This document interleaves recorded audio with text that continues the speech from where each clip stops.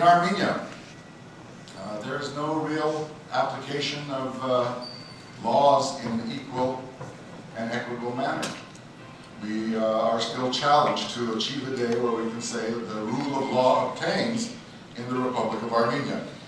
It remains, to this day, a very vertical, post-Soviet decision-making apparatus, where the powers of the state, of government, are not duly separated. A very executive-heavy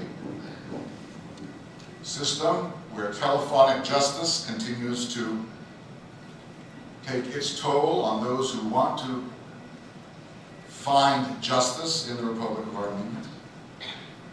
A system that has allowed political prisoners for the expression of their political views, whether we like those views or not, where monopolies and oligopolies are the order of the day, and where the old Nakharar system of Armenian history, the feudal system, continues throughout the regions and countryside of Armenia. Conflict of interest between public duty and private gain is endemic, is in all spheres of life, and begins at the very top, all the way down.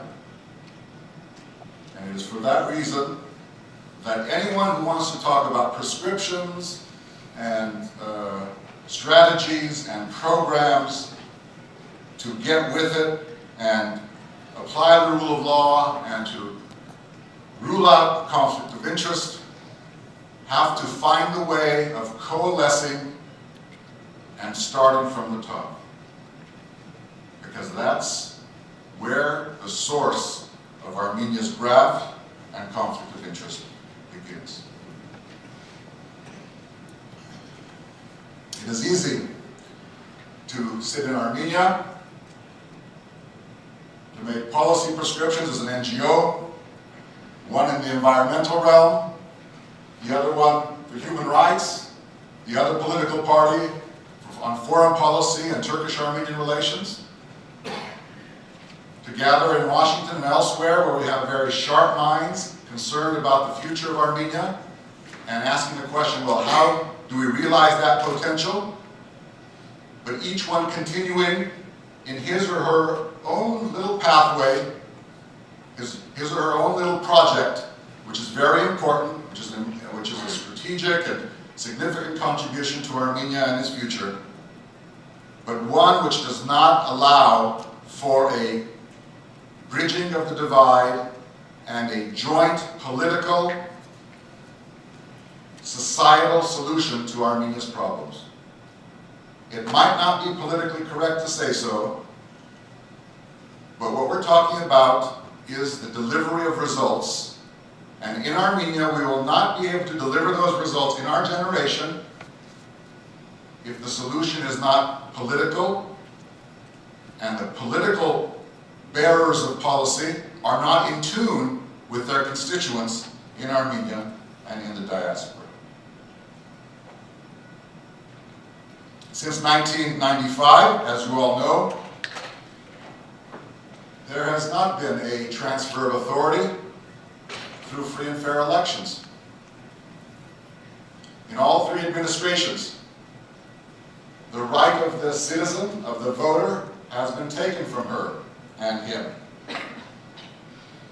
And authority, with very few exceptions, has been reproduced from within. Fraud, violence, disenfranchisement of the citizenry are all issues that have obtained during Armenia's first 2 decades of independence. And what are we thinking? An enlightened nation spread about the globe because of the tragedy of our history and bearing witness and countenancing for nearly 2 decades the disrespect of our own citizens, when the citizen and his empowerment is key not only to good governance in Armenia's future, but also to national security, to the pursuit of foreign policy objectives.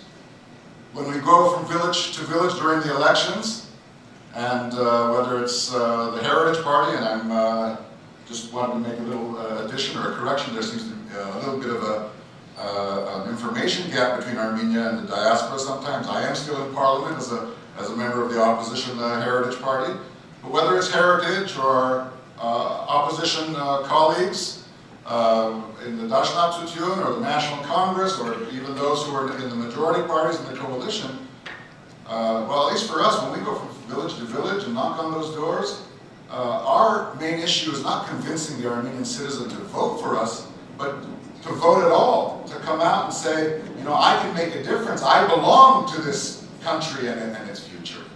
And overcoming that apathy and that indifference and that fatalism that has been forced upon the Armenian body politic is, I think, the major challenge of our generation in Armenia in the political field, and I'm sure also in the diaspora.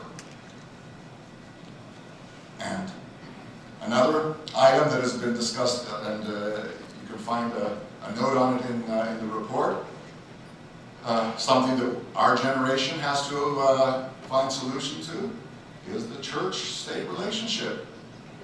I am a member of the Armenian Apostolic Church. I've been baptized in it, married in it, and it comes to us through the generations.